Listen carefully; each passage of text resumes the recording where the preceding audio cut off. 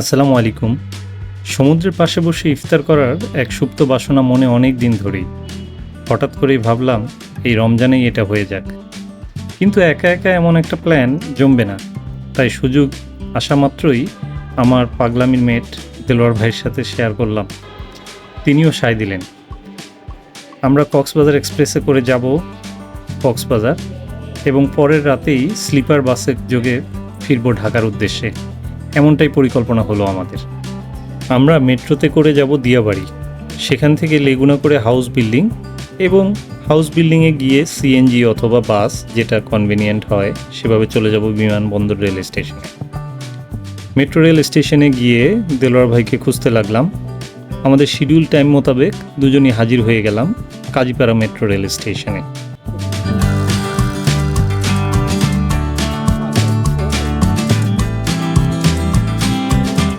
পাগলামির দেখছেন কি? পাগলামি মেট।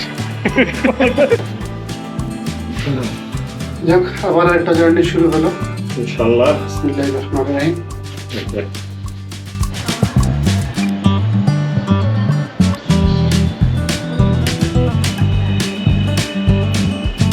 তুলনামূলকভাবে মেট্রো রেলের যাত্রীর চাপ ছিল অনেক কম। রমজান মাস হওয়ায় এবং ইফতারের পরে স্বভাবতই মেট্রো রেলের চাপ কিছুটা কম ছিল।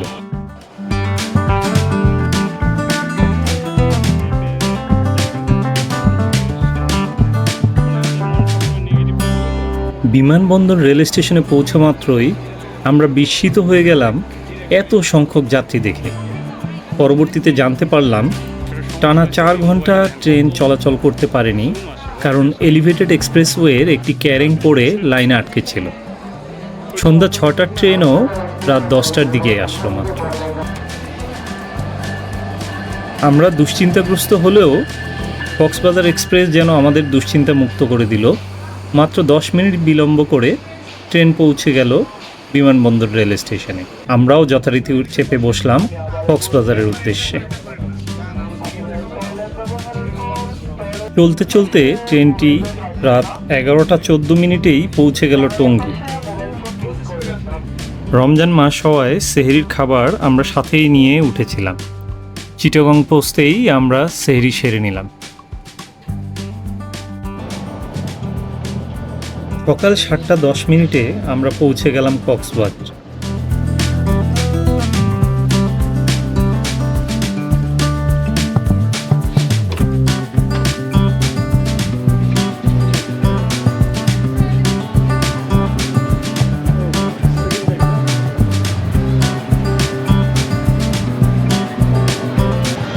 দ্বিতীয়বারের মতো আমরা দেশের বৃহত্তম আইকনিক রেল স্টেশনের সামনে। গত 4 মাসের মধ্যে এটা আমাদের দ্বিতীয়বার কক্সবাজার আসা। এবারের মিশন অন্যরকম। দেখি এখন এই অটোতে করে যাব আমিরুল ভাইয়ের বাসায়। প্রাথমিক পরিকল্পনা মিয়ানমারের সীমান্ত ঘেঁষা নতুন রাস্তা ধরে যাওয়া। যদিও সীমান্ত এখন বেশ স্পর্শকাতর, তাই ব্যর্থ হলে আমিরুল ভাই তার নিজের ক্ষমতা বলে আমাদেরকে ঘুমধুম ও তুমরু হয়ে নাইক্ষুমছড়ি নিয়ে যাবেন বলেছেন।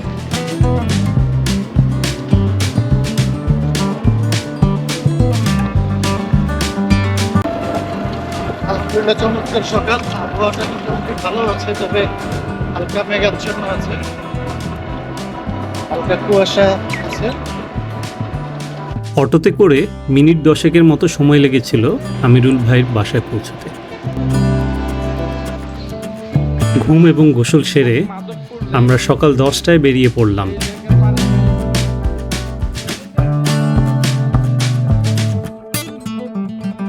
ইনি হচ্ছেন আমার সেই আমিরুল ভাই, যার কথা আপনারা অনেক শুনেছেন, কিন্তু ভিডিওতে আজকেই প্রথম দেখছেন। যথারীতি দেলোয়ার ভাই এবং আমি। এই মুহূর্তে আমরা ছুটে চলছি মেরিন ড্রাইভ ধরে। মেরিন ড্রাইভের রাস্তার সৌন্দর্য আসলে নতুন করে বলার কিছু নেই। রেজুখাল ব্রিজের আগেই বামের রাস্তা ধরে আমরা ছুটে চললাম। আমাদের গন্তব্য সীমান্তবর্তী এশিয়ান হাইওয়ে হওয়ায় আমরা আর মেরিন ড্রাইভে কোথাও থামিনি। পথেই পড়ল গোয়ালিয়া পালংয়ের সেই মিনি বান্দরবন।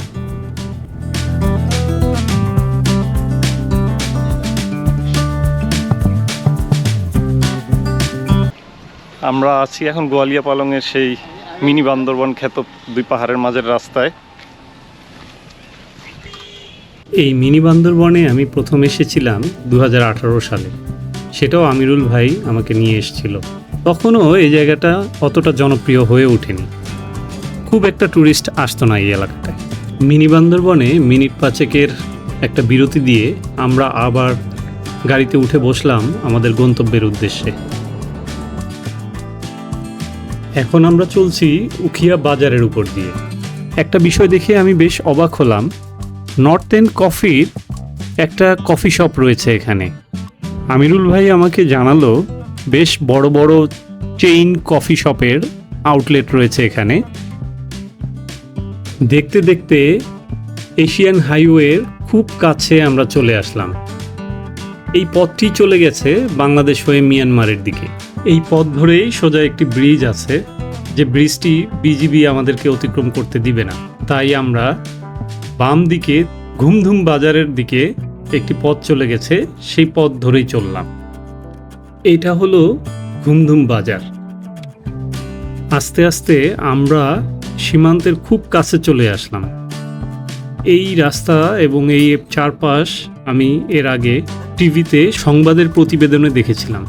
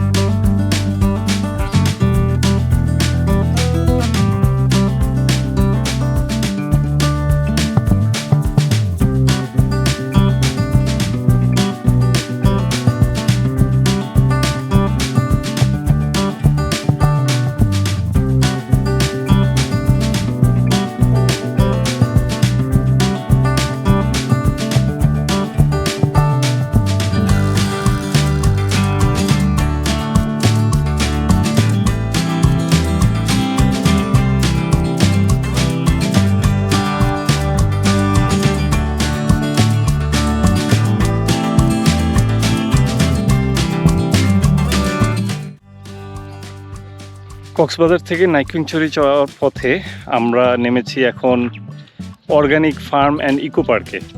এখানে অর্গানিক পদ্ধতিতে বিভিন্ন ফলাদির চাষাবাদ হয় এবং বিক্রি করা হয়। এখানে ড্রাগন ফলের গাছ দেখতে পাচ্ছি, রয়েছে নানান ধরনের পেঁপে।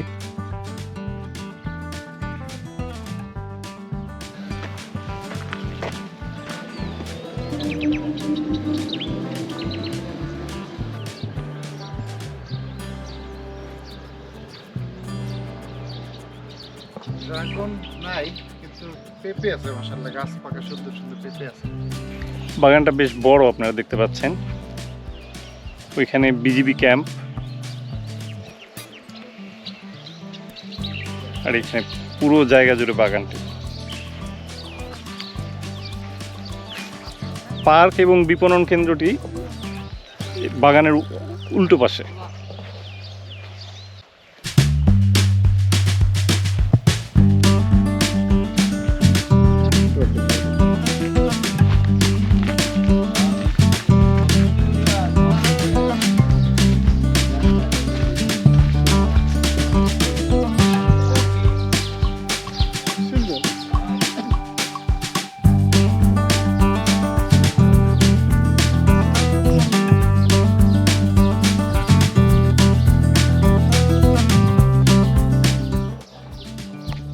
এই পার্কটিতে রয়েছে এমন একটি ঝুলন্ত ব্রিজ।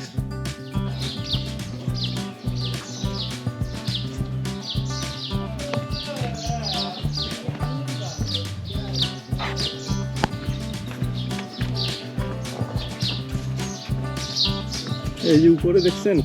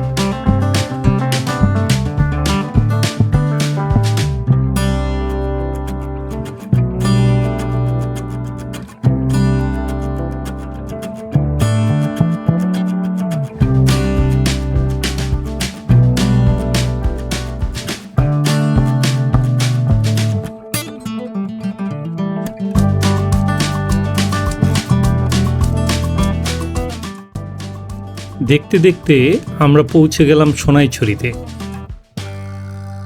জুমার নামাজ আদায় করার জন্য আমরা নামলাম সোনাইছড়ি পুলিশ লাইন্স জামে মসজিদে। যদিও নামাজের অনেকটা সময় বাকি আছে, কিন্তু কাছাকাছি আর কোনো মসজিদ পাওয়া যাবে না ভেবে আমরা এখানে নেমে পড়লাম। মসজিদের ঠিক অপর পাশেই ছিল সোনাইছড়ি উচ্চ বিদ্যালয়। তো ভাবলাম যেহেতু নামাজের সময় আছে আমরা একটু বিদ্যালয়টা ঘুরে দেখলাম। বিদ্যালয়টা আমাদের বেশ ভালোই লাগলো। অনেকটা এলাকা জুড়ে বিদ্যালয়টি।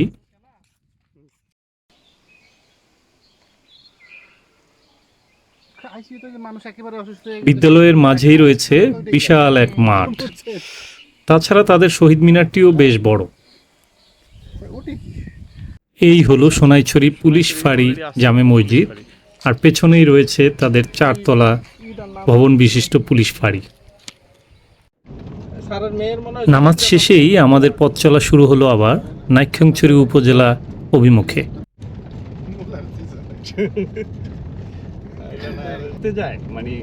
এমনই আঁকাবাঁকা পথ ধরে আমরা এগোতে থাকলাম। আমরা সোনাইছড়ির শৈলচূড়ায় উঠব, তাই শৈলচূড়া ক্যাফেতে একটা বিরতি দিব এবং ওখানের 4-5টা ঘুরে দেখব।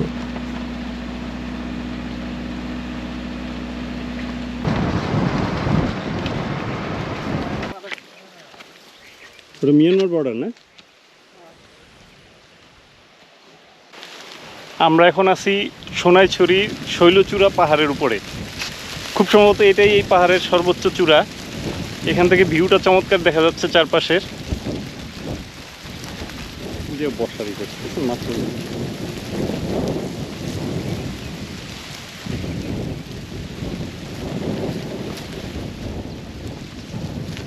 যদিও শুকনো মৌসুম হওয়ায় সবুজটাকে খুব মিস করছি, তবু কিছুদিন আগে এক পশলা বৃষ্টি হয়ে যাওয়ায় কিছুটা সবুজ দেখা যাচ্ছে।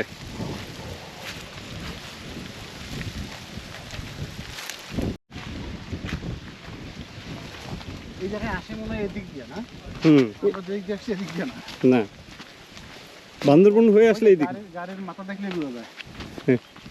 বান্দরবন দিয়ে আসলে এই দিক দিয়ে আসে। শৈলচূড়া ক্যাফের 4-5টা দেখে এইটুকু বুঝলাম এখানে থেকে একটি বেলা অনায়াসে পার করে দেয়া যায়। আরও তা যদি হয় বর্ষাকালে, তাহলে তো কোনো কথাই নেই। কিন্তু আমাদের হাতে সময় কম, আমাদের ইফতার করতে হবে সমুদ্রের পাড়ে, এবং এর মাঝে আমরা উপবন পর্যটন কমপ্লেক্সটাও ঘুরে দেখব। তাই এখানে কিছুটা সময় থেকেই বেরিয়ে পড়ব।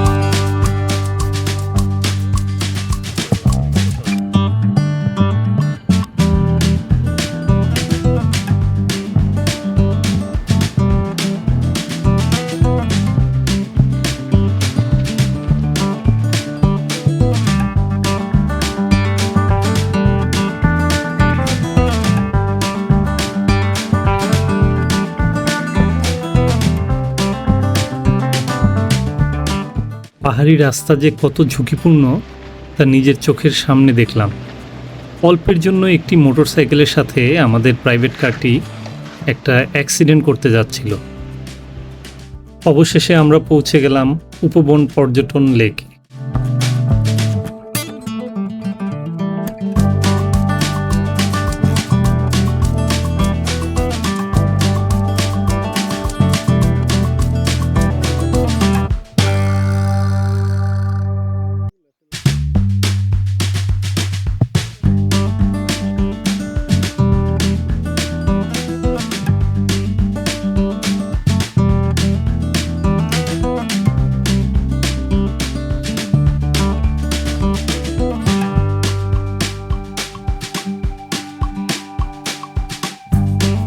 এখানে দুটি ট্রি হাউস রয়েছে।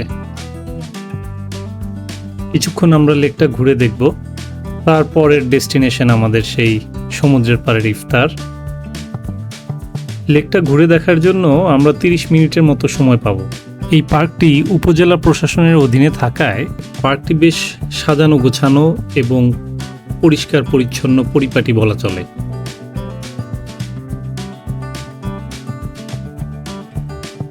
লেকে নামার সিঁড়িটাও বেশ কালারফুল।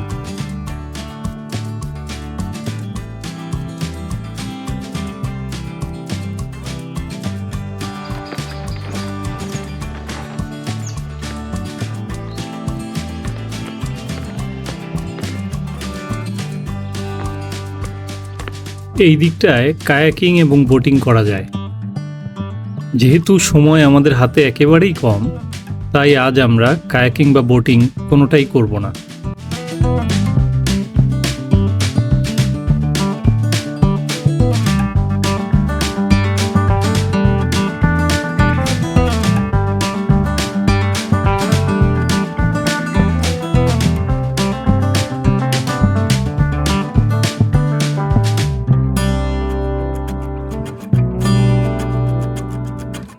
আমরা ইতিমধ্যে কক্সবাজার ঢুকে গেলাম। এটি হলো কক্সবাজারের রামু উপজেলার কাউয়ারখোপ নামক একটি বাজার। যদিও নামটা একটু অদ্ভুত, আমার মনে হয় আপনাদের কাছেও অদ্ভুত লাগছে।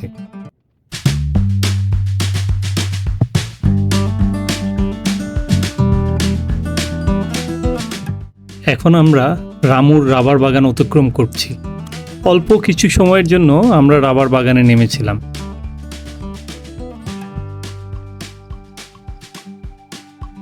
এরপর রামু ক্যান্টনমেন্ট হয়ে মেরিন ড্রাইভের দিকে ছুটছিলাম আমরা।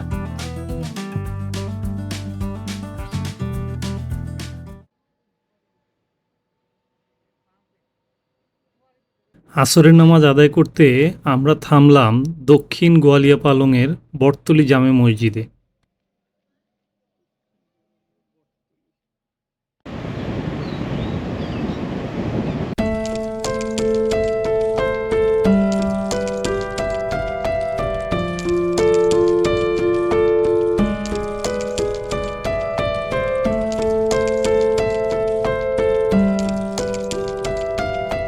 ইফতারের স্থান নির্ধারণ করার পালা।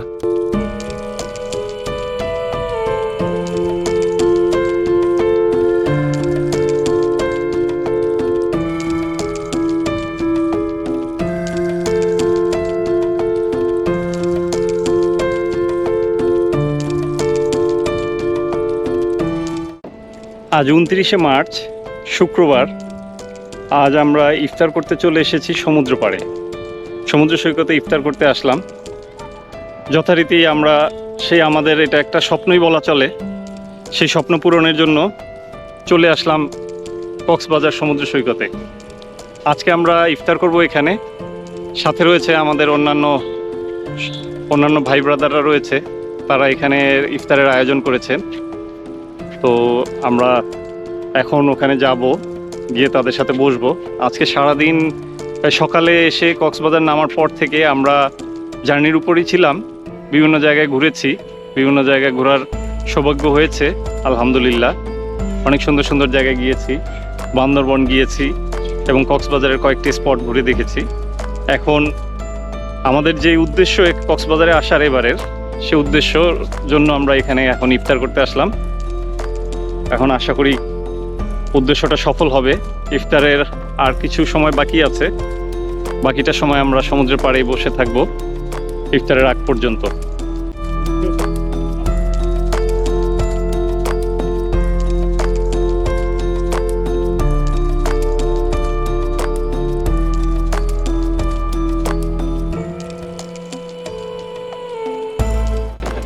এইখানে বসে আজকে আমরা ইফতার করব। এখানে দেখতে পাচ্ছি আমাদের দুই ভাই, তারা ইফতারের সরঞ্জামাদি গোছাচ্ছেন। এখন সময় বাজে 5:33। ইফতারের আরো কিছু সময় রয়েছে বাকি। ভাই আমি হাত লাগাইলে না আপনার আরো সমস্যা হবে, বলে যাবে।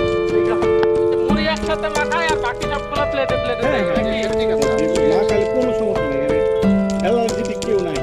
দুলার ভাই আমি যতটুকু জানি খাওয়ার ব্যাপারে কোনো সমস্যা নেই। এইভাবে করতে হবে। আমরা এত কষ্ট করতেছি।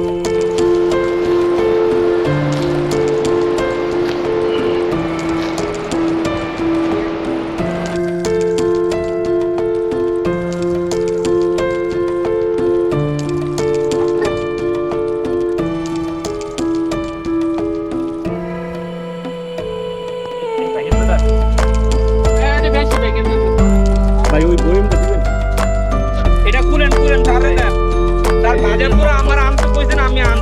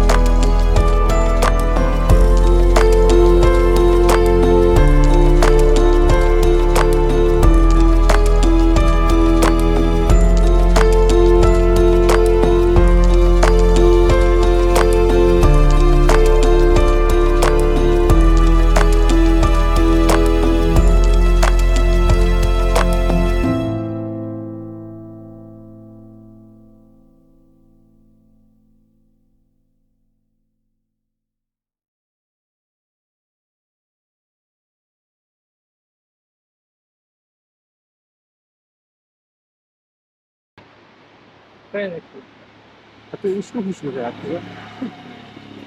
না আঙ্কেল বেরিতে বাজার থেকে বিচের পাশে এক ছাউনিতেই পেয়ে গেলাম গুঁড়ো দুধের চা। ইফতারের পর 1 কাপ গুঁড়ো দুধের চা না হলে কি চলে?